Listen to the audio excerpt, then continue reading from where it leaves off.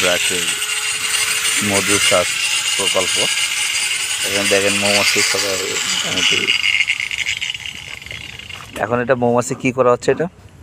এটা চেক দিচ্ছি যে এটা আপনার ডিম কি পরিমাণে দিচ্ছে বা ডিম দেওয়ার পর্যাপ্ত জায়গা আছে কিনা। যদি না থাকে তাহলে আমাদের এই সাইডের যে ফ্রেমটা, এই ফ্রেমটা আমরা একটু ভিতরে দিয়ে দিচ্ছি যাতে ওরা ওইটা রানিয়াতে ওইখানে ডিম দিতে পারে। আচ্ছা, এই জন্য আর কি। এটা এখন মূলত ডাক পিরিয়ড, এখন হচ্ছে প্রজনন বাড়ানো, প্রজনন টাইমটা এখন। হ্যাঁ, এখন হচ্ছে প্রজনন বাড়ানো।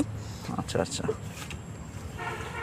আর নভেম্বরের থেকে আপনার সরিষার সিজন শুরু হবে, নভেম্বরের প্রথম সপ্তাহ থেকে।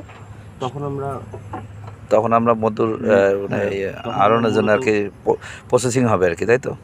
সেই সময় মধু এরা আনা শুরু করবে। আচ্ছা আচ্ছা, এখন শুধু প্রজননের জন্য কাজ করতেছে এরা। এখন শুধু প্রজননের জন্য কাজ করতেছে।